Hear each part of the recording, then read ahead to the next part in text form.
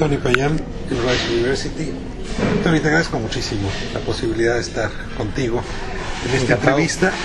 Y déjame comenzar con una primera pregunta que nos obliga, o te va a obligar a moverte 20 años hacia adelante.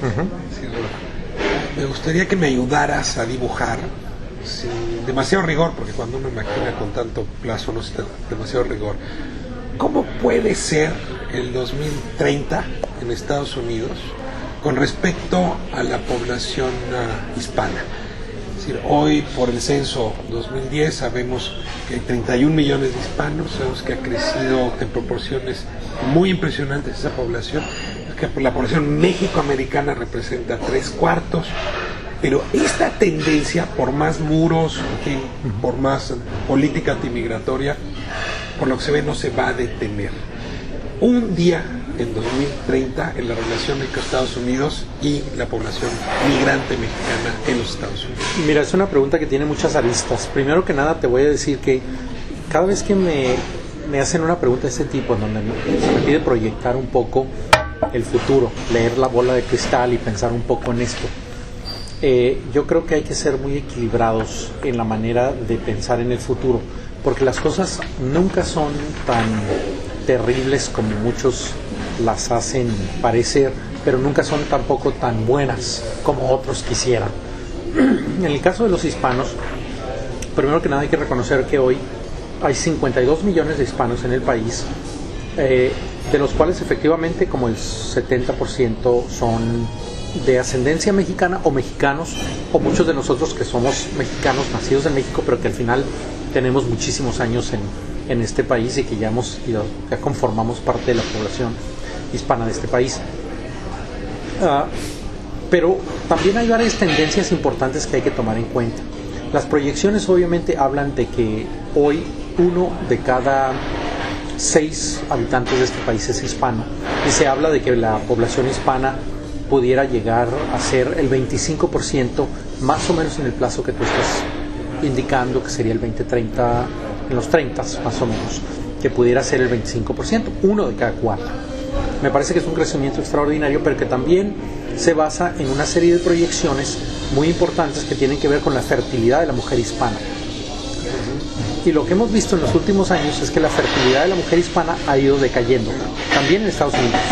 Entonces pudiera ser que no llegue al 25% en ese plazo, pudiera llegar en el 40 o en el 50, pero definitivamente este país va a ser mucho más diverso. Ya sabemos que es el segundo país hispanoparlante del mundo, después de México. Ningún otro país tiene más hispanoparlantes que Estados Unidos. Ya sabemos que la cultura mexicana se ha asentado en California, en Texas. Ya sabemos que hay estados como California y Texas en donde definitivamente la población hispana sí va a alcanzar el 50% o más de la población. En California andamos ya acercándonos al 40%. En Texas andamos como en el 36-37%, 1 de cada 3 habitantes ya son de ascendencia hispana. Y esas tendencias se van a mantener, pero no en el país en su totalidad. Déjame, te tengo ahí.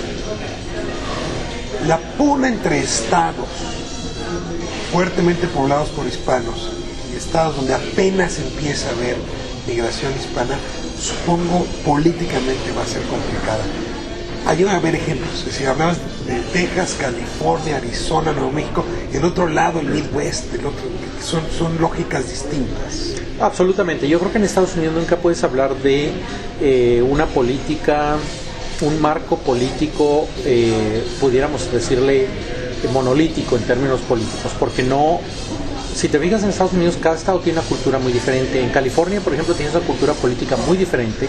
El estado social es mucho más robusto, la diversidad, el nivel de aceptación de este tipo. Hay una larga experiencia con mexicanos y con hispanos en California. Hay una aceptación en ese sentido y una cultura política muy abierta. California y yo te puedo decir definitivamente que a California es una entidad que hay que estarla midiendo y cuidando muy de cerca, porque muchas de las tendencias inician en California. California es punta de lanza en materia política en este país, y si te fijas, el debate en California hoy, mientras que en la reforma migratoria que se está contemplando en el Congreso de los Estados Unidos, se estipula muy claramente que ningún indocumentado que alcance la legalización podrá ser cubierto por los programas sociales y los programas de salud. No podrán gozar de cobertura en materia de salud en 5 años. Es decir, no pueden hacer uso de ningún subsidio público en materia de salud. En California, ahorita, lo que se está debatiendo es cuál va a ser el sistema para cubrir a esos nuevos 2.6 millones de indocumentados que se van a integrar al sistema de salud californiano. O sea, es como... Es como ver el futuro un poco. Sí, es un poco... es diferente. ¿Qué estados verías en el otro extremo? Porque obviamente no es Texas el otro extremo, ¿no? Ni siquiera Arizona, que mira que es muy duro como sistema o lente para ver al migrante, pero yo te diría más bien, ¿qué estados ves con mucho temor, con mucha preocupación? ¿Dónde los políticos aprovechan el tema migratorio? Porque esto trae preocupada a sus poblaciones. Bueno, mira, es cierto que Texas no es el extremo. Texas es un estado muy interesante porque si analizas las sesiones legislativas tejanas del 2009, el 2011 y la del 2013 que está concluyendo, Texas, la legislatura tejana se reúne nada más 5 meses en los años nones. No es una legislatura que se reúne cada año, ni es una legislatura que se reúne todo el año. Es una legislatura que está diseñada para reunirse únicamente 5 meses, porque la cultura política de Texas dicta que nadie está seguro, nadie está a salvo mientras el Congreso esté en reunión. O sea, esa es la cultura política tejana. Y está constitucionalmente la legislatura tejana se reúne 5 meses cada 2 años. Se promedio 2 meses y medio por año. Todo lo que vas a pasar en este estado, y el presupuesto también es bienal. Tiene que ser bienal. O sea, es una cultura de sospechosismo hacia el gobierno y el rol del gobierno, y los legisladores tejanos no pueden hacer daños nada más que 5 meses cada 2 años. ¿Y cobran? Cobran muy barato, $150 diarios. Es lo único que se les paga. O sea, son gente que tiene ocupaciones, negocios y demás, y se reúnen, les pagan $150 esos meses y se van a su casa. Es una cultura política muy diferente a la de California. No se reúnen todo el año, todos los años, están continuamente debatiendo los problemas del Estado, etc. Tú has registrado los debates y me sorprendió ver en tu trabajo que en efecto es bastante benigna. Sí. La discusión congresional en Texas a propósito de la migración. Mira, hay un aspecto muy importante que yo creo en Texas, y efectivamente la mayor parte de las iniciativas de ley más punitivas en Texas no han pasado, y las pocas que han pasado en realidad han sido sorprendentemente cosas como la provisión de servicios de interpretación y traducción en los hospitales, en las escuelas y ese tipo de cosas muy benignas. ¿Qué pasa en Texas? Mira, estamos aquí en Houston. La comunidad de negocios en Houston es extraordinaria. Tienes... ¿Te ve poderosamente hablando? Sí, estamos hablando de gente que conoce el trabajo de los inmigrantes, que valora el trabajo de los inmigrantes, que depende de los inmigrantes para cuidar a sus niños en las carriolas, para podar el pasto, para arreglar sus casas. La gente aquí entiende que si vienes a trabajar, Texas es ese tipo de estado. Aquí es lo que le llaman en inglés a right to work state. O sea, aquí vienes a trabajar. Todos tenemos el derecho a trabajar y todos tenemos el derecho a que si trabajas, bienvenido. Y así es el ambiente político en Texas. Y por tanto los legisladores, incluso los republicanos, que tienen que responder a 2 alas. El ala del Tea Party, que es muy conservadora y que es muy antiinmigrante, pero que al final lo que se encuentra en la base del Tea Party es un miedo de tipo racial, de tipo cultural. Tienen miedo a que la cultura hispana, católica, el español, o sea, ese trasfondo cultural del Tea Party. Pero también tienes a la otra comunidad tejana que representada por los Bush, por los Bakers, o sea, la gente que conoce que es Texas y que se enorgullece del trabajo en Texas, sabe que los inmigrantes contribuyen. A ver, hay detrás de esta lógica interna de los republicanos, me parece lo más interesante, una antigua pugna. Quienes miran el tema a partir de la expansión y la conversión de la demanda de fuerza laboral. Si Estados Unidos crece y necesita mexicanos, entre otros, si Estados Unidos crece, más vale correrlos a todos. Y hay una lógica y la otra es esta que apela más a cuestiones de identidad, de política barata, pero que ya en la realidad pesa mucho. ¿Cómo hacer? A ver, ¿cuál de las dos lógicas te parece que terminará predominando en esta discusión? Estoy en un país que hoy está en recesión. Mira, conociendo a Texas y sabiendo lo que es Texas, la lógica del trabajo duro, de la autorresponsabilidad, de hacerse cargo de uno mismo y su trabajo, es la que va a prevalecer. Y de hecho, en medio de la recesión... Más que los discursos y las retóricas. Sí, yo creo que los discursos de miedo... Va a prevalecer en todo el país, en todo Estados Unidos. Yo creo que ciertamente en Texas y muy posiblemente en la parte oeste del país, en la parte del medio oeste más o menos, y quizás en el noreste. Yo no le tendría la misma confianza al sur. Carolinas, lo que es Carolinas, de Virginia, las Carolinas, Georgia, Mississippi, Alabama, Louisiana. Me parece todavía Arkansas, Kentucky y Tennessee son estados muy difíciles porque son estados en donde hay una cultura política incluso diferente al resto de los Estados Unidos. Como México, a Estados Unidos tienes que verlo y concebirlo en términos de regiones.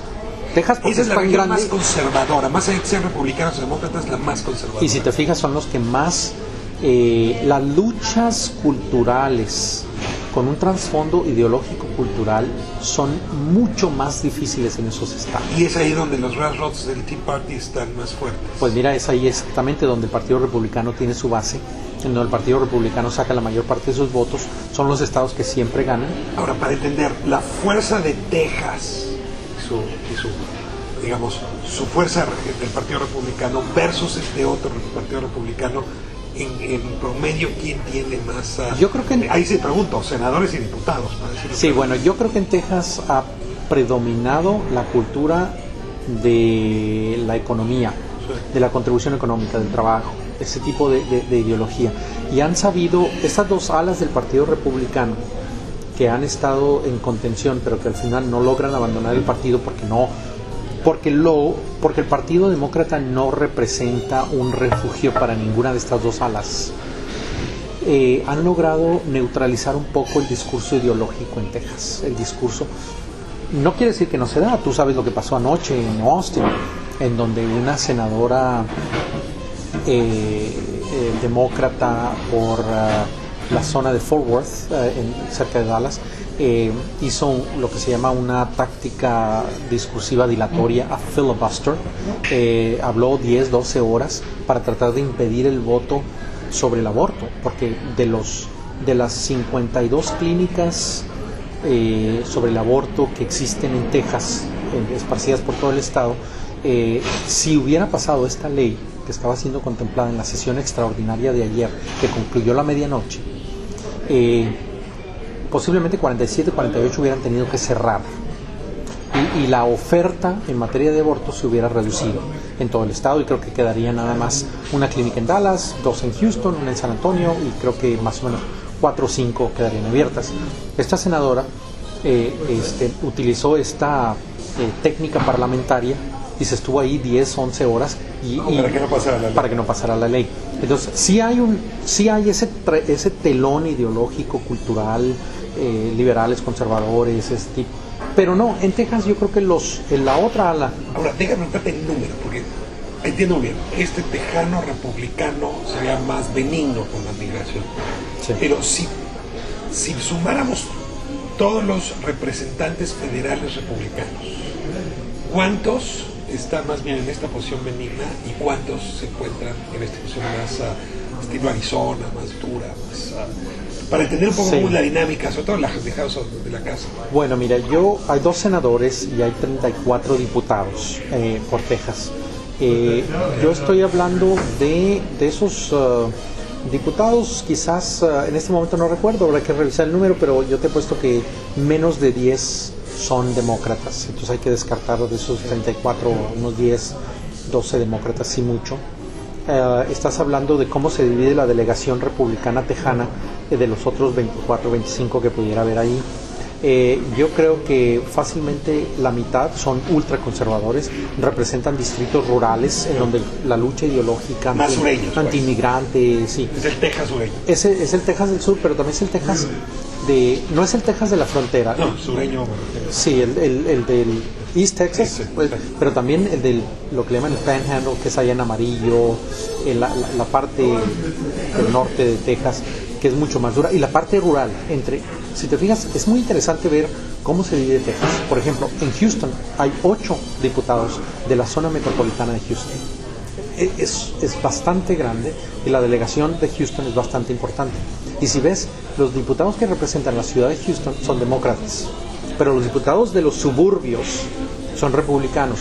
Algunos de ellos... Lo mismo con Dallas, lo mismo con Austin, sí. Lo mismo con San Antonio. Las urbes son demócratas. Así es. Y más liberales, más abiertos, e incluso los republicanos que llegan a representar estas zonas urbanas... Son más azules. Pues. Sí, un poquito más azules. Pero ya te vas 100 millas de aquí, 120 millas, y todo se torna rojo. Debe moverte a otro tema. ¿Cuándo, si es que alguna vez lo tuvo, el gobierno federal de Estados Unidos perdió el liderazgo en la política migratoria? ¿Y por qué? Mira, yo creo que el ambiente legislativo en Estados Unidos se tornó mucho más difícil a partir del 94. Yo atribuyo ese año porque, ¿te acordarás? Así es, con Newt Gingrich. Acuérdate que los demócratas habían tenido mayorías e incluso a veces cuando habían perdido en el Senado, que no en la Cámara de Diputados. En la Cámara de Diputados creo que dominaron más de 50 años los demócratas, sólidamente. La coalición que estableció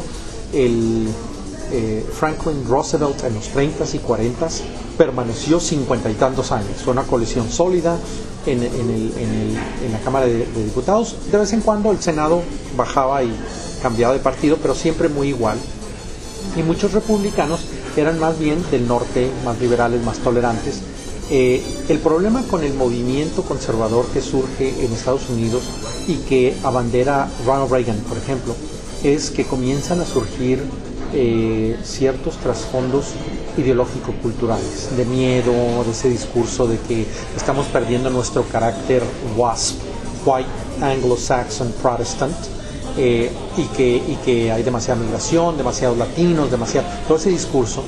Y obviamente se consolida con el triunfo de los republicanos en el 94, que toman la Cámara de Representantes, la Cámara de Diputados, por primera vez en 50 y tantos años, 52 o 54 años. Pero ellos le apostaron a ese discurso que divide, a ese discurso que crea clivajes entre grupos. Le apostaron a lo que se conoce en Estados Unidos como una guerra cultural. It's a cultural war. ¿Y eso le quitó al gobierno federal liderazgo sobre la política migratoria? Yo creo que definitivamente sí, porque entonces se cierra la posibilidad de crear coaliciones pragmáticas, de crear coaliciones de cualquier tema, excepto la guerra. Exactamente. Y si te fijas, la mayor parte de los temas, sobre todo los que trastocan lo que le llamamos en Estados Unidos third rail politics, temas grandes que abordan muchos subtemas, por ejemplo la migración, que tiene un aspecto económico, que tiene un aspecto cultural, que tiene un aspecto de seguridad, que tiene, o sea, tienen muchos ejes. Ese término? Third rail, tercera vía.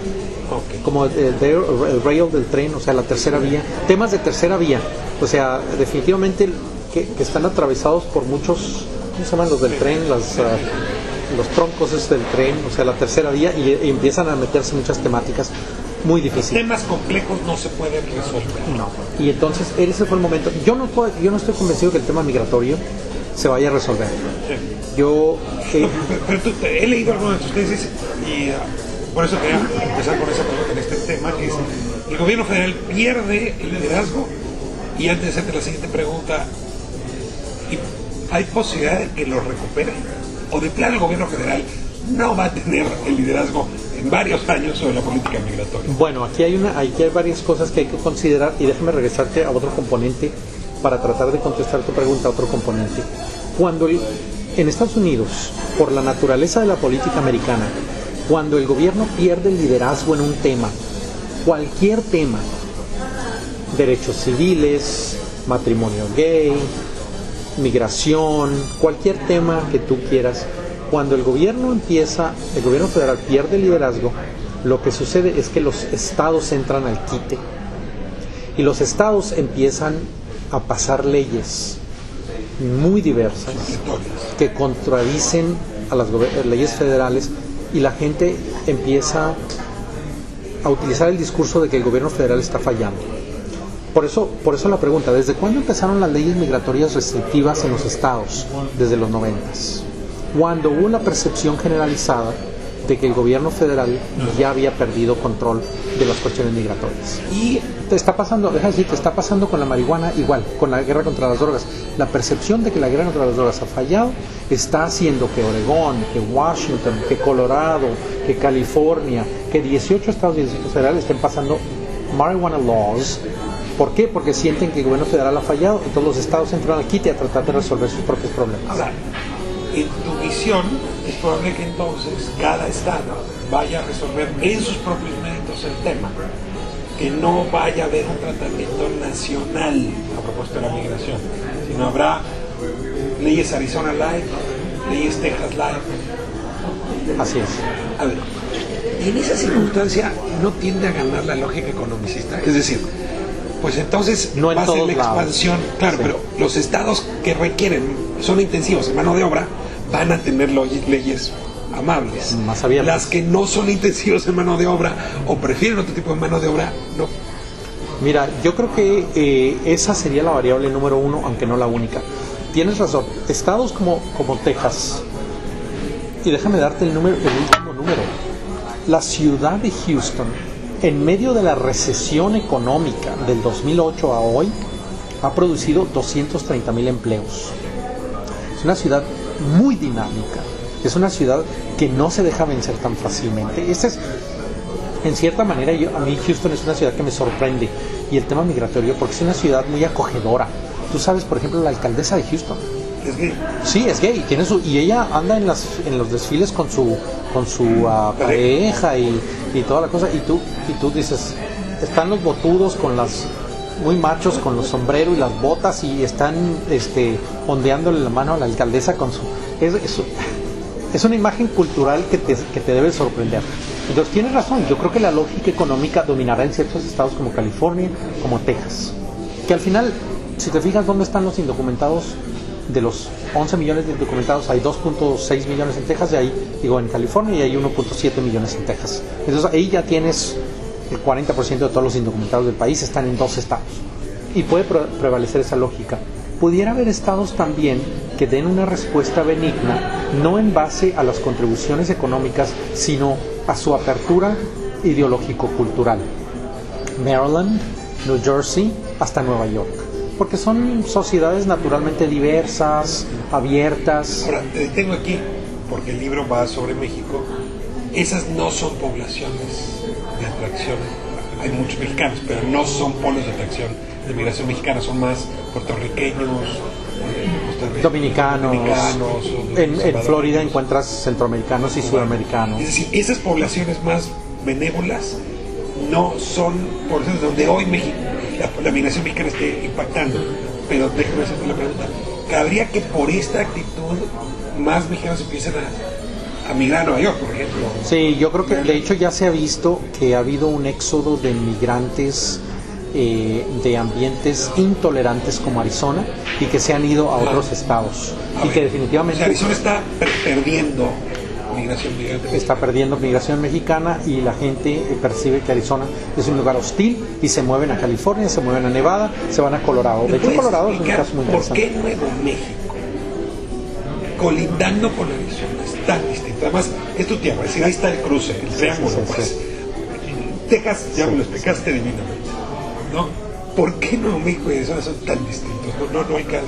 Bueno, mismo paisaje, misma población, mismo migrante. No, y de hecho el asunto hablando de cultura política, cuando yo hablo de México, por ejemplo, la cultura política de Monterrey es muy diferente de la cultura política de Juárez, de la cultura política de Guadalajara.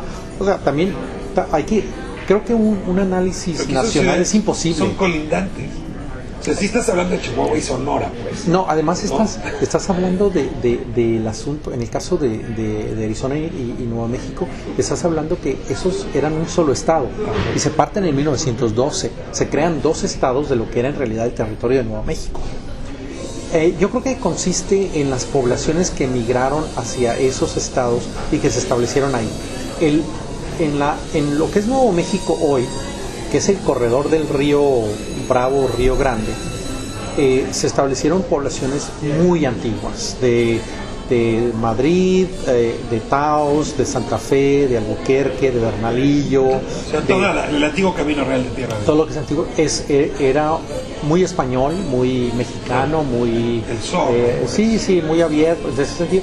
Y yo creo que Nuevo México todavía conserva mucha de esa provincialidad de la época de la colonia, esa tradición, esa mezcla de pueblos indígenas. Acuérdate también que el estado de Nuevo México fue uno de los principales destinos para los indígenas expulsados del resto de Estados Unidos.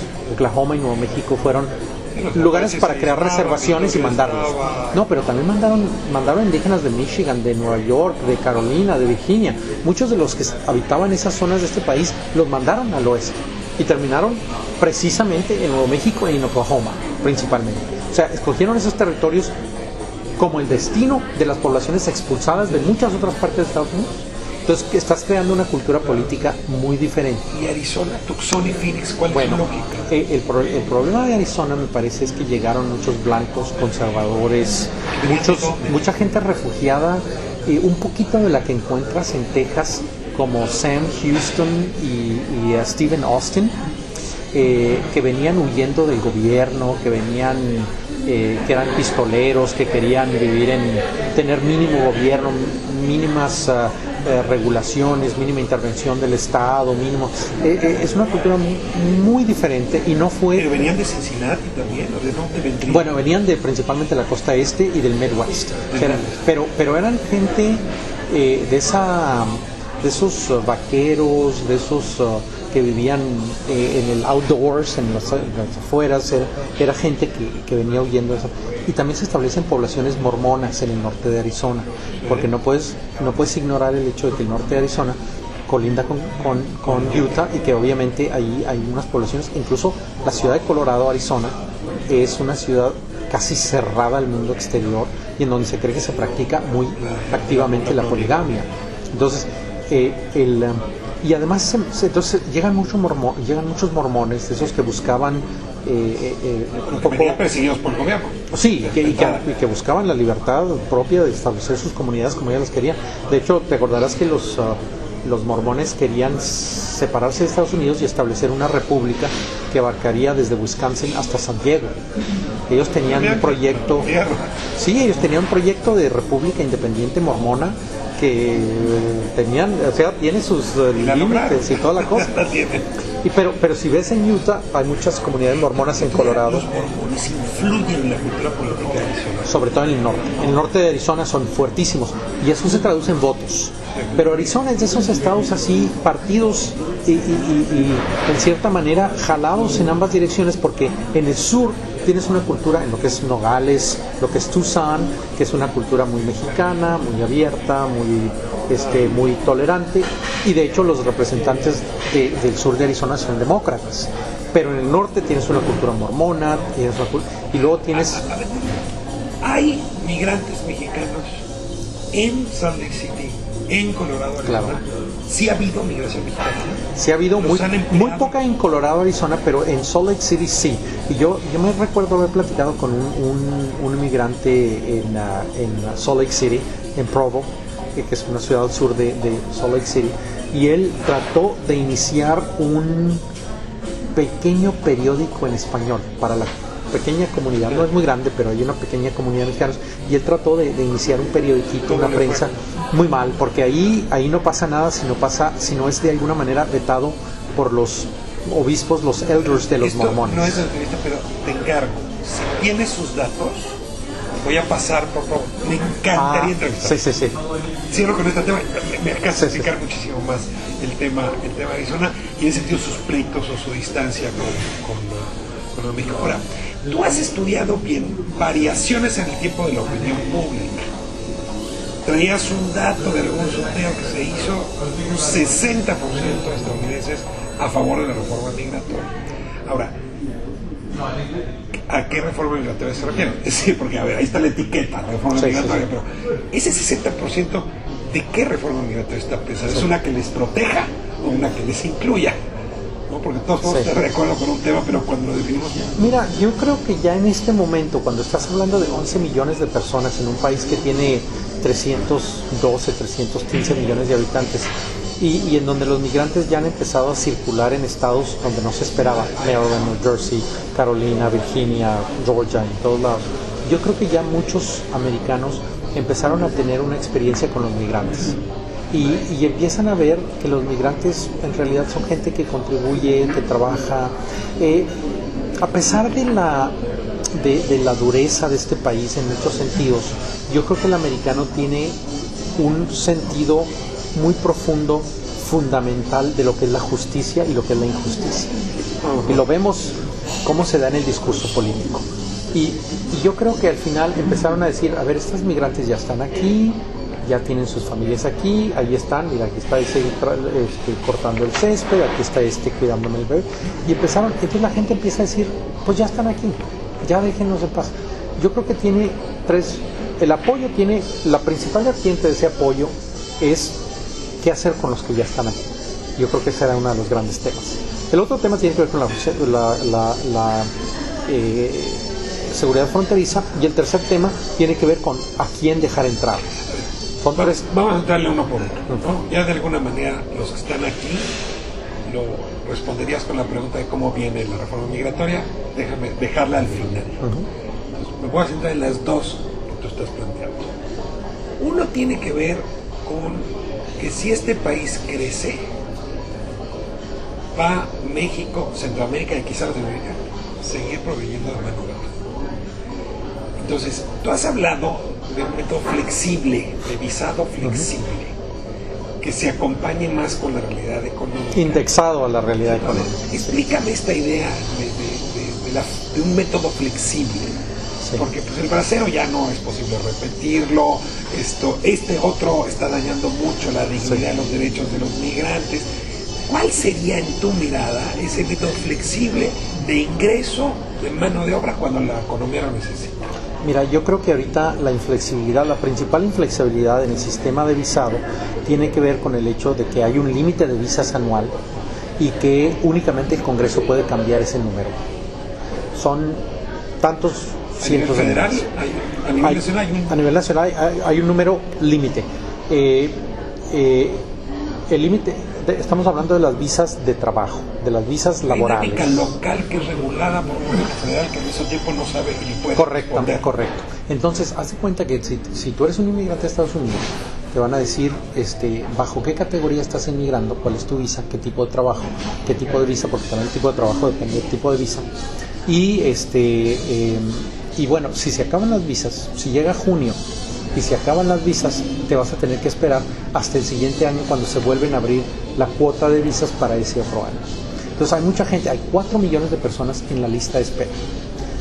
Hay y está también limitado por nacionalidades, nada más de ese número total, tantos mexicanos, tantos filipinos, tantos chinos, tantos. Entonces se te pueden acabar las visas muy rápidamente. Imagínate cuántas visas para chinos puede haber. ¿Cómo calculas el número de visas? No, es el Congreso en base a lo que el Congreso estima. Pero hay una fórmula, hay un cálculo. En realidad no, en realidad es el problema. El problema es que me parece... Texas trae hoy una explosión en negocios petroleros. No puede. Van a estar más que Arizona, que mejor está en crisis. La única flexibilidad que se introduce al sistema en este momento es que si tú tienes dinero o la compañía de veras se interesa en ti, pagas. Sí, no, pero estoy hablando de mano de obra más bien barata. No, y además hay otra cosa. Aquí estás hablando de que hay visas para trabajadores agrícolas y hay visas para mano de obra altamente calificada. El que corta el césped, la niñera, el que cuida, no hay.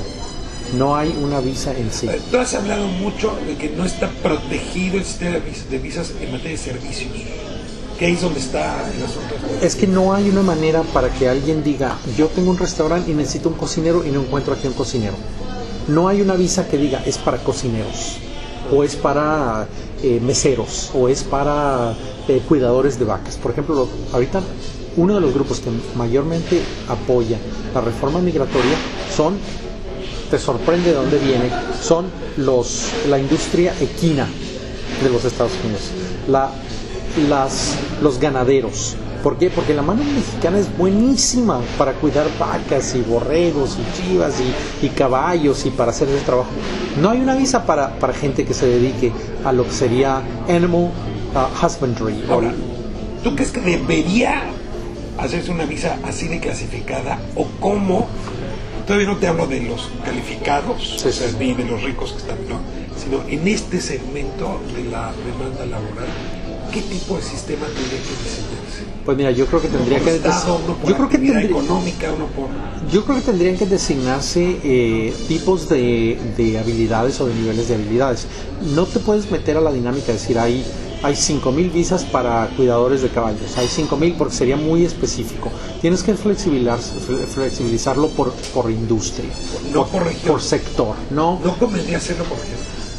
No, yo creo que es imposible en un país como Estados Unidos hacerlo por región porque implica discriminar en contra de ciertos estados y en contra de otros estados no.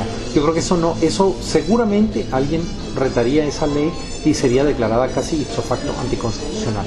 Yo creo que es por industria, por sector, pero que tienen la oportunidad de decir, bueno, yo necesito cocineros y bueno, traigo cocineros, traigo meseros, traigo trabajadores que cuidan caballos, que cuidan vacas, etcétera. Yo creo que en ese sentido identificas las industrias y creas un número de visas, pero además quítale al gobierno federal, bueno, al Congreso específicamente, la capacidad de determinar qué número, sino que a lo mejor el número, debe haber un cierto número, tantos miles de visas, por tal porcentaje de crecimiento en ese sector. Si el sector agrícola crece 5%, el número de visas disponibles al sector agrícola debe subir 5%. Si el sector manufacturero crece 12%, bueno, indexa... O prospección de crecimiento también. Pudiera ser también así, pudieras hacerlo, proyectarlo hacia el futuro. De tal manera que tengas un sistema flexible, porque una vez que se te acaban las visas, las visas tienen varios candados.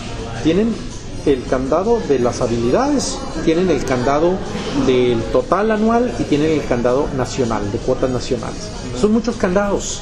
Entonces al final, tú, si eres el capataz de un sitio de construcción, se te acaban las visas, ya no hay para este año, ya no hay nada, le dices a Pepe, oye Pepe, ven para acá, necesito a alguien, necesito entregar este edificio, necesito entregar ¿tienes a alguien?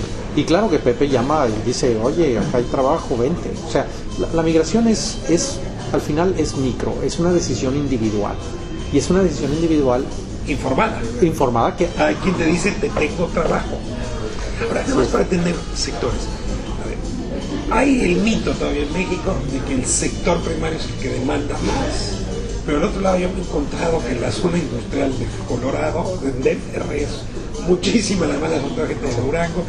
No tengo bien el mapa, pues nada más te pedí un favor. De los estados donde hay mayor migración de mexicanos, ¿cuáles son sector servicios? ¿Cuál sector primario? ¿Cuál sector secundario? ¿O no hay manera de hacer esto? No, yo creo que se puede hacer. Hay que hacer un modelo económico importante. En Texas fundamentalmente servicios. A ver, en Texas yo creo que la agricultura es importante, es un estado muy grande. Sí, California también tiene un sector agrícola. Es más, California produce muchísima comida. California es un estado extraordinario porque tiene todo, desde lo más sofisticado de Hollywood hasta los corredores de Silicon Valley, pero también fresas y naranjas y vinos. O sea, California es una economía súper dinámica, súper activa. Yo creo que en ese sentido va a seguir muy demandante de mexicanos. Y manufactura, Los Ángeles es uno de los centros manufactureros más grandes de Norteamérica. O sea, estás hablando, California tiene una economía súper dinámica. Lo es Texas también. De hecho, Texas es el segundo estado más grande del país ahora en términos económicos, en términos de población. Colorado está creciendo. No, pero lo que pasa es que Colorado está creciendo y está cambiando muy rápidamente. Mira, Colorado era un poco así más despoblado, más rural, más retraído, más conservador, un poquito más. Pero Colorado se ha convertido en el destino de una clase de americanos muy interesante, que yo les llamo the liberal whites. los blancos liberales. Como si fuera el de Nueva York. Sí, o sea, mucha gente de California que se ha ido a Colorado porque la propiedad es carísima en California. O sea, estás hablando de que ya nadie puede vivir en California porque tener una casa en California te cuesta muchísimo dinero. Hablando de Esther Gordillo, porque pueden tener casas en San Diego cuando los propios californianos no pueden tener casas en San Diego. Y que a veces tienen que tomar un tren de una hora y media para poder tener una casa en California y trabajar en eso. Oh, no, bueno, Colorado tiene una población mucho menor. Colorado tiene un puente directo con Durango. ¿Tú traes clara esta historia? O sea, no hay duranguense que no haya vivido en Colorado, no sigo sin entender por qué. Bueno, porque hay una teoría de la migración que se llama Network Migration. La migración exactamente. Entonces, lo único que necesitas es uno para que luego se lleve al hermano, se lleve al primo, se lleve... Mira, en Dallas, por ejemplo, hay una gran comunidad de guanajuatenses. Entonces, si tú vas a... De hecho, recuerdo muy bien haber hablado con Efraín Rojas, un estudiante en Dallas, y me sorprendió porque él vive en un sector, si vas a Dallas, ve por ahí en el sureste de Dallas a visitar la comunidad mexicana y pregúntales eso, porque me parece, yo recuerdo haber tenido esa conversación con Efraín y me dice, es que te sorprende la gente que termina aquí. Por ejemplo, un día iba yo caminando por la calle y voy dando vuelta en la esquina y me encuentro a un amigo de mi infancia y le digo, pero Juan, ¿qué estás haciendo aquí? No, pues ahora vivo aquí. No, pues yo ya tengo aquí 5 años. No, pues yo ya tengo, o sea, la misma gente del mismo pueblito de repente ya está toda ahí. Se vacían las comunidades y por cierto que eso también es ventajoso para las comunidades migratorias. Las redes de solidaridad. Bueno, claro, o sea, ya son amigos de tu infancia, son vecinos, son gente del mismo pueblo, te identificas, ¿no? Tú conoces bien, México es un país con diferencias sociales abismales. No te niego que también me tiene sorprendido cómo exportamos. Sí. Ya hablamos de este sector que tiene dificultad para obtener visas.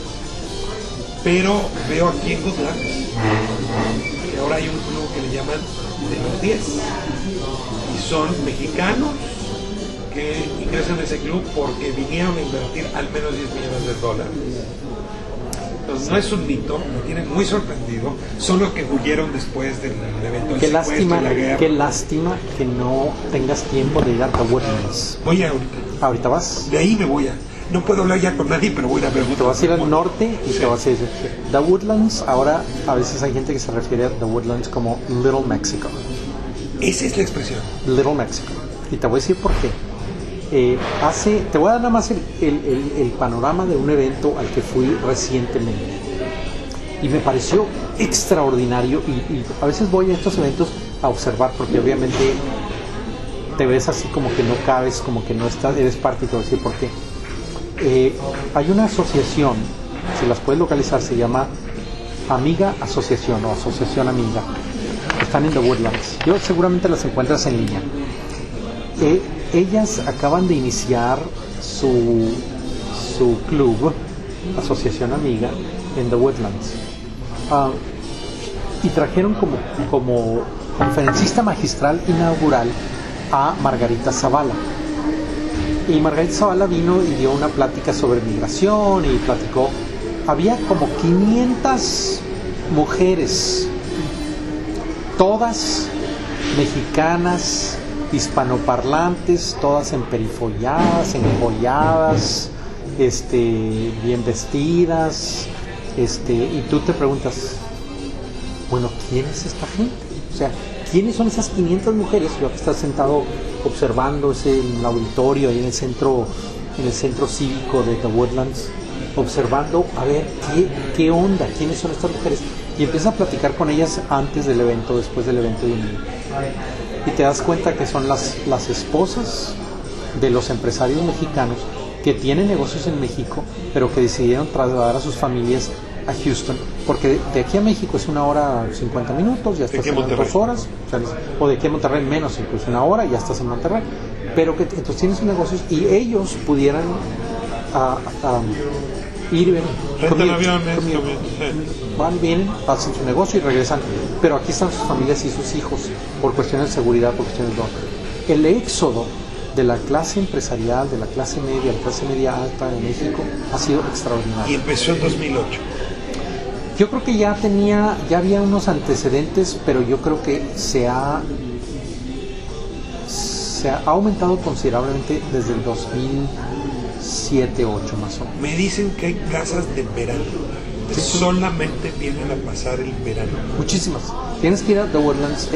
Para mí es sorprendente. Y luego tienen un discurso muy curioso, porque te platicas con ellas y ¿cuál es la razón de haber fundado la casa Asociación Amiga? Y ellas te dicen, no, Houston nos ha recibido, ha sido muy generoso con nosotros, queremos devolverle a la comunidad un poco de lo que la comunidad nos ha dado. Tiene un discurso así muy americano, muy altruista, muy de vamos a darle a la comunidad, porque la comunidad nos ha acogido, nos ha recibido, nos ha dado, y tú dices, bueno, pero ese discurso, ¿por qué no en México, no? ¿Por qué no darle a la comunidad? Como que se adaptan y como que cambian, pero también trasladan muchas de sus... Ahora, una de las cosas que me impresionó en la galería es ver a esta señora con las nanas que trajeron de México, es decir, replicando el fenómeno. Así es. De allá. A ver, no, y deberías ir en Navidad. Ayúdame a entender la inteligencia del visado estadounidense. Es decir, cuando me dicen que hay un club de los 10, quiere decir que son $600,000, estás $600,000, te dan la visa. ¿En qué momento el gobierno de Estados Unidos ha promovido esto? ¿Qué tipo de mexicano trajeron? ¿Y cómo le hacen para venir a reproducir aquí? Sí, esos esquemas socioeconómicos, sí. Donde dejas a la trabajadora del hogar fuera. Si me puedes... Bueno, yo creo que muchos de esos... Acuérdate que Houston es una de las ciudades receptoras de migrantes muy grande. Entonces yo estoy seguro que muchas de esas nanas y no las trajeron con ellas. No, yo creo que son gente que ya está aquí, que ya vive aquí y que se va enchufando, por así decirlo, se va acoplando a estas nuevas clases. Es como la reproducción de los esquemas mexicanos, efectivamente. Es muy raro. No les cambia la vida vivir aquí, porque aquí los más ricos no llevan nana a la galería. No, de hecho, mira, hay tiendas aquí en Houston, por ejemplo, que nada más se dedican, ciertos vendedores designados se dedican prácticamente a ir a las casas de estas señoras con los catálogos a ofrecerles ropa de Neiman Marcus, de Saks, de otras tiendas así, y que se van, y entonces ellos no se tienen que molestar en ir a galería. Los vendedores de esas tiendas van y les hacen demostraciones privadas para que ellas compren, escojan del catálogo lo que quieren. Ahora, ¿tienes detectado qué tipo de fortuna es? O sea, ¿son funcionarios públicos? ¿Son empresarios? ¿Son constructores? ¿Tienen industria? ¿O hay de todo? No, fíjate que esa es una pregunta que no te puedo contestar con precisión. Lo único que te puedo decir es que muchas de ellas sí son esposas de funcionarios, hijos de funcionarios. Yo sospecho que muchos de ellos... recurso extraído de... Oh, totalmente. Esa es una cosa que sí te puedo decir con mucha... recurso extraído de la función pública. Yo creo que ahí hay mucho más de lo que sospechamos. Yo empiezo a ver patrones de riqueza que, mira, por ejemplo, alguien que estaba yo platicando que es prima de Fidel Herrera, exgobernador de Veracruz, que tampoco ha sido tocado, como Moreira, como Ruiz, como un montón. A pesar de ser llamado jefe. Sí, y ella me dice, no, yo mi prima, porque lo dice en cierta manera un poco resentida y un poco enojada. Dice que Fidel Herrera se entra a Veracruz y de repente todas mis primas, todas mis familias ya tienen casas en Houston, ya tienen casas en San Antonio, ya tienen millones. Dice, y se murió, una de ellas creo que era funcionaria del gobierno de Veracruz. De repente ella se da cuenta que le da cáncer, se muere, dice, y les deja, y de repente ahí estamos debatiendo el asunto de que le deja a los hijos $40 millones, que les tiene que repartir ahora el aval del testamento, $40 millones. Entonces me dice ella, ¿de dónde chingados voy a tener esta güey $40 millones? Y eso no se fijan, o sea, yo nada más así como que escuchando, porque yo digo, pues es el saqueo. Es el saqueo o lavado de dinero también. Fortuna es producto del lavado de dinero. Yo creo que el lavado del dinero es muy grande en este país. Es más, yo te voy a decir que, porque es otro tema que de gran interés mío, si le creemos a a la Secretaría de Estado, a la ex Secretaría de Estado, Hillary Clinton, que el mercado de las drogas ilegales en Estados Unidos tiene una rentabilidad de 25 a 30 mil millones de dólares. Si es cierto lo que el Estado, el Departamento de Estado, era desde la época de Clinton marido. Sí, no digo, es que en realidad no saben. Sí, no hay manera. Porque no hay manera de saberlo, es un mercado negro. Pero ella, en la administración Obama pasada, inmediata pasada, que ella salió con esa cifra, se estima que de esos, si mucho, 8 mil millones llegan a México. Quiere decir que los otros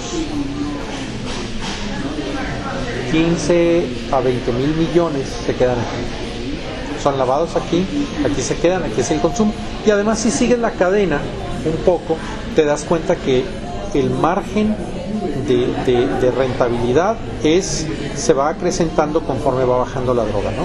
O sea, ya cuando llegas al nivel del estudiante mío aquí o del estudiante de UTEP que compra las drogas, el otro día estuve entrevistando muy cuidadosamente a otro estudiante mío en UTEP, porque me habló y me hizo unas preguntas y le dije, oye, me dijo, me duele la cabeza, y le dije, ¿por qué te duele la cabeza? Y me dijo, because I got high last night.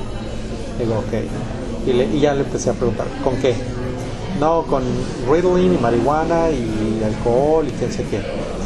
Oye, ¿cómo consigues la marihuana? No, pues en bolsitas. Y le digo, ¿cuánto? Me dice, bueno, depende. Dice, una bolsa con 1 gramo de marihuana de México te cuesta $20. Una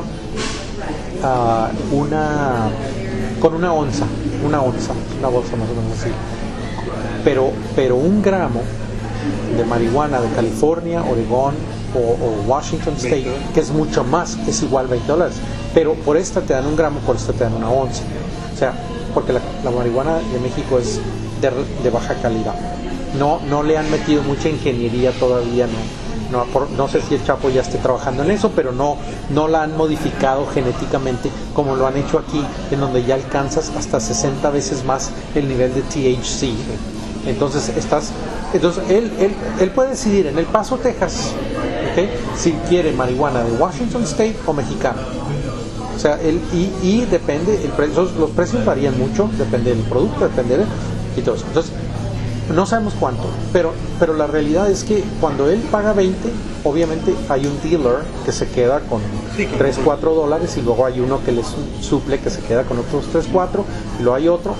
Los mexicanos se dedican principalmente al wholesale, el nivel más ¿cómo se llama? Sí, el mayoreo. El mayoreo, gracias, el mayoreo, wholesale. Entonces hay otra onda. Ahora voy a regresar porque la última pregunta tiene que ver con seguridad, pero déjame nada más, hablando de estos estratos, ya hablamos de estos que están en Woodlands, ya hablamos de los que están en Mongolia Park, o los de aquí del East Houston, que son los más de nivel más abajo que de Mongolia Park. Pues son trabajadores, son blue collar, lo que llaman blue collar. Pues le llaman third, fourth ward. Ya, sí, exactamente. Ahora, en medio me encuentro también, mexicanos de la cultura del esfuerzo, que están siendo absorbidos y bien pagados por la economía estadounidense, por la tejana.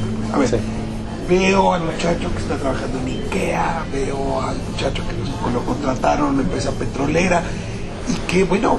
Un primo que tengo yo que tiene su propio negocio de fontanería y le va muy bien. Ahora, indocumentado. Con residencia, esos a los que les dan. No, él es indocumentado. Él es indocumentado, pero le ha ido bien. Sí, él trae su van, le hablan, llega a la casa, hace el trabajo de fontanería, le cobran por hora $80, $120, $240, lo que quieras, y se va al siguiente trabajo. Y él es indocumentado. Ahora, esta parte de visado legal, que se están llevando, lo que tú llamabas ahí, sí, trabajador calificado, hay una política deliberada para crecer ese tipo de migración, por lo que entiendo. No, fíjate que yo te voy a decir una cosa muy curiosa de parte de Estados Unidos. Yo no creo que ellos tengan una política migratoria deliberada. No, yo creo que no hay. Mira, es muy curioso que para ser un país de migrantes no haya un programa nacional de reubicación y adaptación o entrenamiento o reentrenamiento de migrantes. El migrante que cae está prácticamente solo donde caiga y se tiene que partir y se tiene que abrir solo. No hay una política nacional de migración, lo que le llamarían en inglés resettlement. No existe. O sea que además Estados Unidos tuvo todo el siglo XIX de política de settlement. No, aquí una visión de settlement. Aquí llegabas, te ponías a trabajar y si te morías, te morías. Y si no, si tenías suerte, agarrabas un trabajo en Nueva York. Y si no tenías suerte, empezabas a arrancar hacia el oeste. Órale. Hasta Pennsylvania, Colorado, Ohio, Indiana y te vas hasta donde llegues. Yo creo que no hay una política de resettlement en este país. Hay pequeños esfuerzos que tienen que ver con poblaciones muy específicas como los exiliados etíopes, los exiliados iraquíes después de la guerra, en donde sí les ponen un consejero, los llevan a una comunidad, les dan un cupón para la renta por un tiempo, como que les ayuda el Estado, un programa principalmente del Departamento de Estado, pero así como política nacional de resettlement no existe. Y es muy curioso que este país de migrantes no tenga eso, porque lo ves en Alemania, lo ves en Francia, lo ves en muchas comunidades, y este país no. Voy ahora a la pregunta de coyuntura. Déjenme hacer con la grabadora acá. ¿Dónde va la reforma migratoria? Es decir, ¿qué tanto compromiso tiene Barack Obama, su gobierno, el Partido Demócrata, el Partido Republicano, y qué expectativas tienes tú de que prospere la reforma migratoria? Mira, hay que partir esto en varias partes. ¿Qué tan comprometido está el presidente Obama con la reforma migratoria? Yo al presidente Obama en este momento ya no le creo absolutamente nada. Es un tipo que no ha exhibido el liderazgo que se ha necesitado, no ha hecho la tarea. Durante sus primeros 4 años totalmente ignoró este problema, no le interesó absolutamente para nada. Los hispanos lo apoyaron, casi 70% de los hispanos lo apoyaron en las elecciones de noviembre, pero principalmente porque no tuvieron a dónde ir y porque percibieron correctamente que el Partido Republicano no era el refugio de ellos. Sin embargo, una vez que pasaron las elecciones de noviembre, yo creo que el presidente Obama se dio cuenta de que los hispanos le entregaron, muy posiblemente a él, 49 votos del colegio electoral. ¿Cómo sumo yo esos 49 votos? Tienes que sumar, y estoy hablando de estados no como California, que fueron sólidamente demócratas, o como Texas, que se fue sólidamente republicano. Estoy hablando de Colorado, que tiene como 9 o 10 votos. Estoy hablando de Nevada, que tiene 5 votos. Estoy hablando de la Florida, que tiene entre 27 y 29 votos, no recuerdo, ahorita ya se me olvida. Estoy hablando de Virginia, en donde ganó por márgenes muy delgaditos, y que si tú ves los números, ese margen queda muy bien dentro de lo que es el electorado hispano, y que si el electorado hispano se hubiera abstenido completamente, el Estado se hubiera ido al otro lado. O sea, claramente empezó a leer y empieza a hacer pronunciamientos en enero sobre la reforma migratoria, pero cuando tú haces pronunciamientos sobre una reforma migratoria, se supone que presentas un proyecto de ley, que presentas no nada más un discursito y luego dejas saber si el Congreso lo pasa o no lo pasa, sino que además haces la tarea como la hacía, por ejemplo, el presidente Johnson en los 60s, ¿no? En donde estaba continuamente, oiga, senador tal y tal, oiga, diputado tal y tal, al teléfono, necesito que pase esto, ¿qué quiere? ¿Qué le doy? ¿Qué necesita? O sea, el trabajo duro Obama no lo sabe hacer. Sorprende mucho la falta de liderazgo del presidente Obama. Si la reforma migratoria pasa, él se va a colgar en San Benito, va a firmar la reforma migratoria en el Jardín de las Rosas, en la Casa Blanca y todo, y se va a dar el crédito. Pero yo creo que va a ser muy poco lo que verdaderamente los inmigrantes le deben al presidente Obama. En ese sentido, yo creo que el compromiso es pálido. Sí, yo creo que es muy tenue, muy débil. Pues, ¿quién es el Sherpa? ¿Quién lleva el liderazgo de la reforma migratoria? Mira, los senadores bisagra en este sentido son gente como Rubio en la Florida, John McCain, los 4 republicanos. Ahora, hay 4 demócratas y 4 republicanos que presentan. De los dos partidos. Sí, ¿no? Pero yo creo que los republicanos son el pivote sobre el cual gira la reforma migratoria. ¿Por qué? Porque los demócratas de todas maneras ya eran convencidos, ya eran parte del coro. Predicarles a ellos era ya como predicarle al coro, ¿no? O sea, ya son conversos, ya estaban de ese lado. Pero son estos Rubio, McCain. Es Rubio, McCain, y hay otros dos republicanos, ahorita se me escapa, pero son esos cuatro, de The Gang of Eight, los cuatro republicanos. ¿Por qué les doy la mayor parte del crédito? Porque ellos tuvieron la osadía, ejercieron el liderazgo y leyeron las cartas bien de que dependía de ellos, no de los cuatro demócratas, que bien tienen mucho crédito porque se aliaron y presentaron un proyecto de ley en el Senado, pero más bien de estos republicanos, porque rompieron con la tradición de su partido, supieron leer las cartas, los resultados de la elección electoral del 7 de noviembre del año pasado, y comenzaron a decir: las tendencias demográficas no nos van a favorecer, y si seguimos alienando al electorado hispano, que está creciendo 2 puntos porcentuales cada elección federal. En el 2008, los hispanos constituyeron 9% del total del voto nacional. En el 2012 fueron 11%. En el 2016 se espera que seamos el 13%. Entonces, estás hablando de que poco a poco el Partido Republicano está alienando al 2% del... Y quiere recuperar ese electorado. Claro. Ahora, en el Senado se presenta esta iniciativa por parte de este grupo de los 8, y es una iniciativa que ya encontró una contrainiciativa. En las negociaciones nos hemos encontrado con una propuesta interesante, pero al mismo tiempo con un reforzamiento de la visión de seguridad y de policía fronteriza. ¿Me explicas cómo está dándose esta dinámica de negociación en el Senado? Yo creo que los senadores entienden muy bien que para lograr el vuelo, para echarse para atrás y luego arrancar lo suficientemente fuerte para atravesar la Cámara de Diputados, necesitas el máximo número de senadores. Una iniciativa que pasa en el Senado con 70 votos o más de los 100 no puede ser tan fácilmente ignorada en la Cámara de Diputados. Tienen que someterla a discusión y tienen que someterla a... Quieren una amplia mayoría en Senado. Así es, porque eso les da el vuelo, the momentum, como le llaman ellos, el vuelo que necesitan para atravesar la Cámara de Diputados. Y por eso ahorita el trabajo. ¿Qué necesitas para lograr esa coalición de 70 votos? Necesitas darles a todos lo que te pidan. Y hay unos que te están pidiendo mayor seguridad fronteriza. Supuestamente para... ¿Qué quiere decir mayor metraje del muro, mayor policía? Estás hablando de 700 millas de muro más sobre las 700 ya en programación, que no se han completado, pero que ya estaban programadas. Estás hablando de 1,400 millas de las 2,100.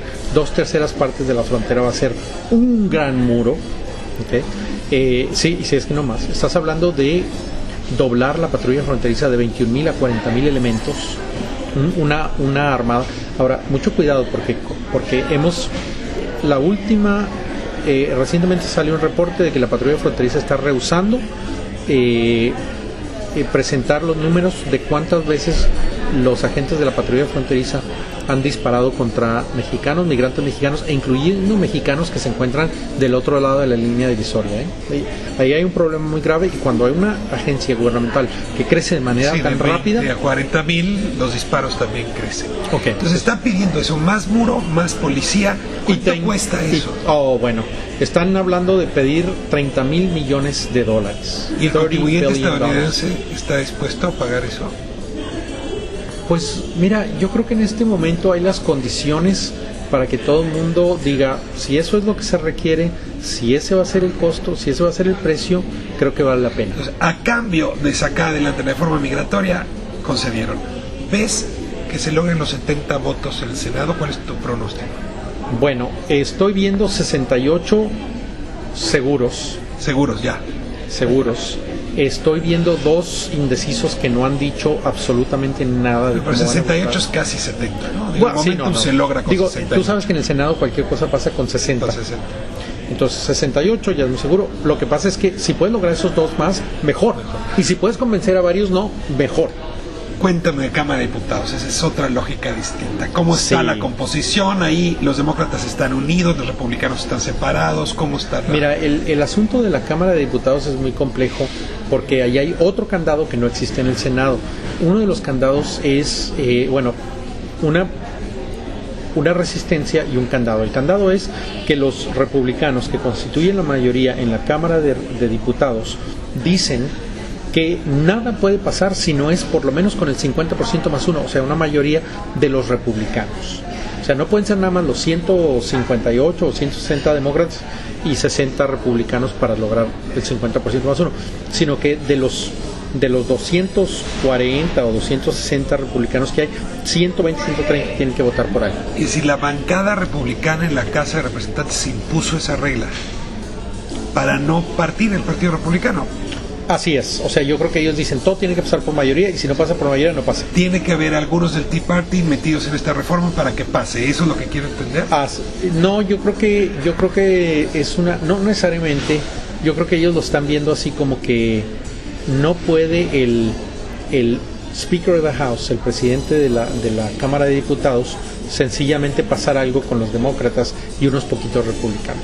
Si va a salir si es líder del Partido Republicano, tiene que llevar a la mayoría del Partido Republicano, independientemente de la coalición interna del Partido Republicano. Yo creo que esa es la intención aquí, de que no los vaya a traicionar, por así decir. Ahora, ¿qué posibilidades hay de que eso ocurra? Si sean demócratas y una buena cantidad de republicanos. Mira, yo creo que eso depende de un tema, y ahorita me estás haciendo reflexionar un poco en lo que estoy aprendiendo día a día conforme avanzan los debates, en que depende de una cosa. En el Senado, la propuesta migratoria es una propuesta relativamente generosa en el sentido de que te otorga una ruta a la ciudadanía, a path to citizenship. Se tarda 10 años, 12 años si tú quieres, pero hay la posibilidad. En la Cámara de Diputados yo creo que no hay esa posibilidad. Entonces, de la ruta hacia la ciudadanía. Yo creo que no está en el problema de la seguridad. Yo creo que la Cámara de Diputados va a estar satisfecha con eso, con la patrulla fronteriza, el muro, etcétera. Yo creo que tampoco tiene que ver con la reforma al sistema de visado. Yo creo que la Cámara de Diputados pudiera hacerle modificaciones, pero creo que pudieran. Depende. Más bien el problema en la Cámara de Diputados va a ser los 11 millones que ya están aquí, porque ahí el discurso tiene que ver con por qué vamos a recompensar a estos que quebrantaron la ley. O sea, si ellos quebrantaron la ley, ¿por qué les vamos a recompensar? Entonces, lo que pudiera ser o suceder en la Cámara de Diputados es que ellos terminen haciendo una propuesta en donde los legalizan, pero les dan un tipo de legalización que ya existe y que se conoce TPS, Temporary Protected Status. Condicionado. Son residentes, pero no son residentes rumbo a la ciudadanía. Mira, si no van a votar nunca. Nunca van a votar. O sea, la idea también es que hay que cerrarles el paso para que se sumen a los hispanos que están votando, ¿no? O sea, obviamente esa. Pero te voy a decir cuál es el TPS. Y esa pudiera ser una salida. Claro que no es la mejor, pero es algo. Por lo menos puedes salir de las sombras, por así decirlo. Puedes salir te tranquilizas, puedes traer a tu familia. El TPS, cuando el huracán Mitch golpeó a Centroamérica, principalmente a Honduras, El Salvador, los presidentes centroamericanos negociaron con Estados Unidos que Estados Unidos dejara de deportar salvadoreños, hondureños, pero tampoco los pudo legalizar porque se requería la reforma migratoria. Entonces lo que el presidente hizo es darles un tercer estatus que lo podía hacer por fiat ejecutivo, que se llama TPS. Sí, por decreto. TPS, Temporary Protected Status. Eso les da un estatus de protección en contra de las leyes migratorias. No los puedes deportar, pero no son residentes, ni son ciudadanos, ni están en ruta a la ciudadanía. A ver, te pediría un resumen. ¿Sí prevés reforma migratoria con estas medidas fuertemente vinculadas a la seguridad y a la protección, y no una reforma que construya un camino hacia la ciudadanía? sino un camino hacia un estatus intermedio, pero por lo menos no el infierno, pero sí el purgatorio, es decir, no ocultos, pero tampoco legales, en tampoco, derechos plenos. Yo considero que la Cámara de Diputados pudiera ofrecer un compromise, una especie de acuerdo que consistiera en una especie de estado protegido para los indocumentados, pero que no constituye una legalización en pleno. Si es así, el Senado lo va a aceptar y lo van a pasar y así se va a quedar. Entonces los hijos ya pueden ser ciudadanos, etcétera. A lo mejor alguien los pide, etcétera, y habrá otras rutas para llegar a la residencia permanente. Pero yo creo que en la Cámara de Diputados van a tratar de bajarle el tono a la propuesta del Senado. ¿La comunidad hispana cómo va a reaccionar a esa propuesta? ¿Se va a ver satisfecha? Ni uno ni lo otro, digamos. No, bueno, un proyecto de ley como una propuesta como esta, no deja a nadie satisfecho, pero tampoco te hace totalmente infeliz. Es un acuerdo con el que puedes vivir. Ni enemigos ni amigos. O sea, es lo que llamamos en la ciencia política, en cierta manera, es como hacer salchicha, ¿no? Se ve bien, sabe bien, pero no quieres ni imaginarte cuáles son los ingredientes. O sea, olvídate, ya salió la salchicha, ya está ahí, ya cómetela, y no hagas preguntas. O sea, no sé si quieres agregar algo más. No, mira, yo creo que estamos en un periodo de transición. Una cosa que me parece que hay que investigar, que es muy importante en el futuro, pero que hay que ver, yo creo que la gran ola de migración mexicana ya se acabó. Yo creo que las condiciones demográficas en México están cambiando. Pudiera haber pequeñas oleadas más pequeñas, pero la gran ola que empezó en los 60 y que culmina en los principios de los 2000 se acabó. Yo creo que los cambios demográficos en México ahora exigen que México se ponga a pensar en lo que está haciendo con el bono juvenil, el bono de juventud, que todavía tiene, pero que se está acabando, que se va a acabar, que ya lo podemos leer. Sí. Entonces, ¿qué va a pasar en México con ese bono juvenil? Y cuando se acabe la migración mexicana a Estados Unidos, seguramente los Estados Unidos van a continuar necesitando obra. Entonces, ¿de dónde sale la mano de obra para cuidarnos a los mexicanos viejos, o para cuidar a los americanos viejos, o para hacer el trabajo aquí, o para hacer el trabajo en México?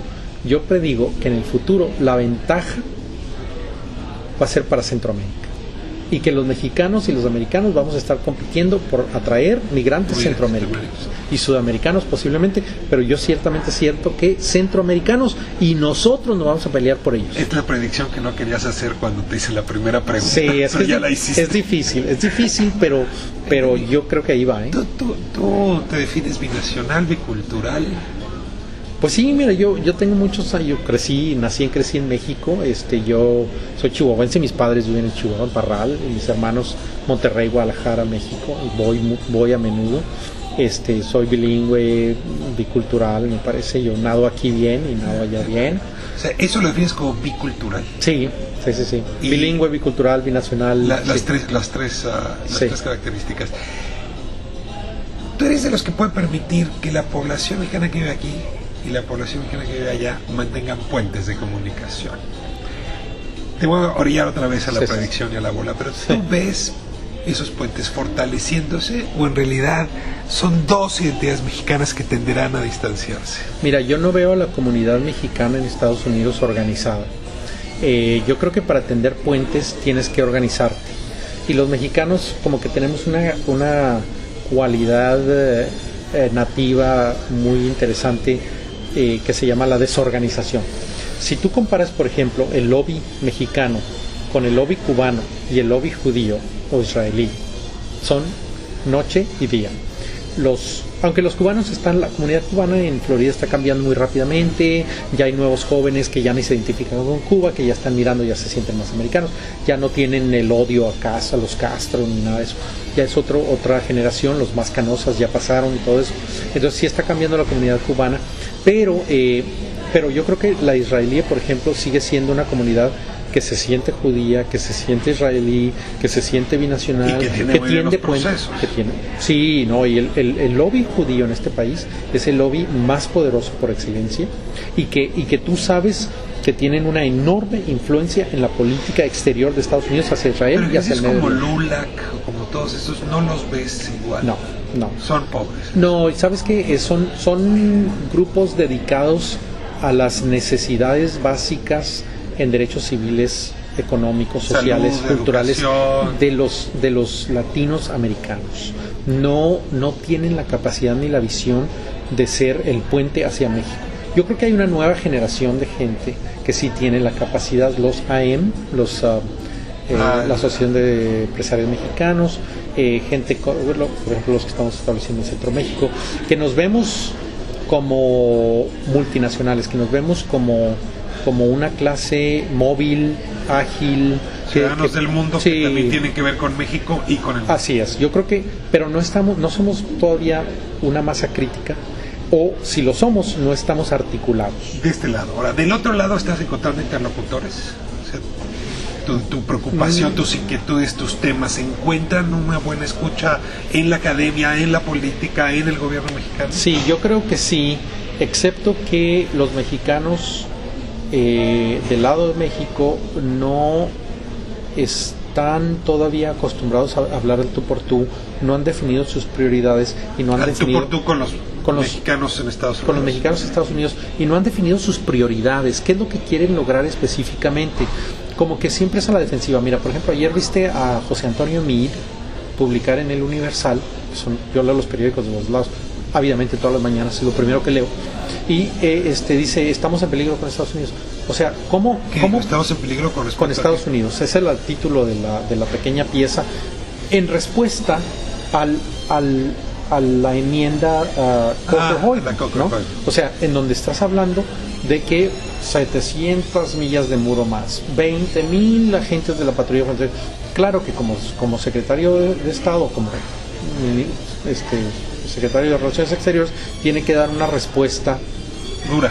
Pero no, pues yo no la vi ni tan dura, yo la vi así como que no, tienes que decir algo, pero tampoco digas algo que se vayan a enojar aquellos o que pueda causar una reacción, que pueda tener un elemento reactivo en el Congreso, porque tampoco podemos, estamos a punto como que de lograr este triunfo, entonces tampoco podemos, como que se veía muy atorada, muy enredada. Como que siempre estamos a la defensiva, protegiendo las pocas ganancias que todavía tenemos. Pues. No hay una mirada. No hay una capacidad de hacer eso.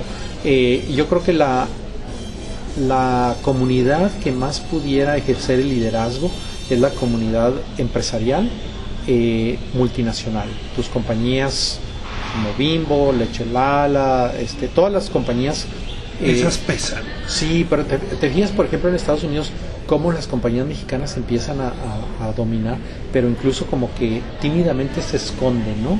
O sea, en Estados Unidos, por ejemplo, el mundo de la panadería está dominado por México, pero no Bimbo y las grandes compañías, pero no lo ves, no son visibles, como que se esconden detrás de las etiquetas de compañías locales. Porque sentirán que su negocio está en riesgo si sacan. Yo creo que piensan que que la marca México no tiene todavía esa atractividad, esa parte sexy de deseo, etcétera. Entonces es mejor que se llame aquí Wonder Bread, aunque la compañía sea Bimbo.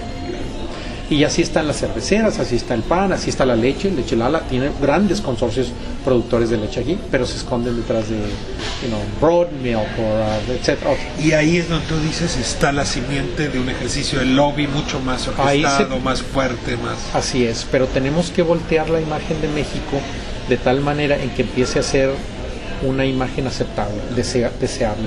Y ese es un trabajo de marketing que le corresponde al gobierno federal, pero que tampoco debe el gobierno federal mexicano hacer a costas de sencillamente echar la basura abajo de la alfombra, o sea, ignorar los problemas tan serios de seguridad, de éxodo de mexicanos, de educación, de ninis y demás. Tampoco podemos mejorar, porque entonces nada más están mejorando la fachada, y tarde o temprano una fachada se cae. No es nada más marketing. Yo creo que es resolución concreta de problemas acompañada de un marketing constante y seguro, ¿no? Se me quedó una pregunta en el tintero, voy a usar nada más para hacértela, aunque ya sale del contexto en el que estábamos. ¿Por qué el sur de Estados Unidos es tan seguro y el norte de México tan peligroso? Mira, las instituciones funcionan. El problema de México es un problema de que es un problema institucional. Los mexicanos hemos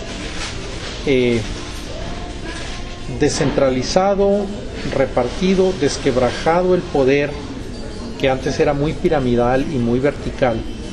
Lo hemos abierto espacios, pero no hemos construido las instituciones adecuadas para canalizar cada uno de estos cotos de poder y articularlos en un sistema nacional.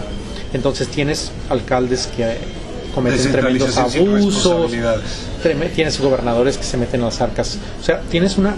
Y cada quien, y si te fijas, por ejemplo, los abusos que están cometiendo los gobernadores o los alcaldes, parece que nadie los puede llevar a la responsabilidad, nadie los puede someter a... ¿Por qué el sur de Estados Unidos es más seguro que el norte? Porque aquí funcionan las instituciones. Aquí cometes un delito, te cae la policía, están los investigadores, trabajan de manera profesional, están las cortes, tienes derechos a los abogados, se respetan los derechos, funcionan las instituciones. Y aunque tú seas el delincuente, hay procesos, hay canales, hay lugares, hay gente trabajando todos los días en esto. Yo tengo amigos que son fiscales aquí y yo veo cómo trabajan. Sí, entonces, en México las instituciones no funcionan, entonces eso crea enormes espacios de disfuncionalidad, de impunidad, de capacidad de darle vuelta a la ley, de quebrantar la ley sin consecuencias, y eso desafortunadamente para los gobiernos panistas se desaprovechó la oportunidad de horizontalizar el poder, pero reconstruir las instituciones para obedecer esa nueva lógica del poder. No terminaron la obra. Somos un país inconcluso. Tony, muchas gracias.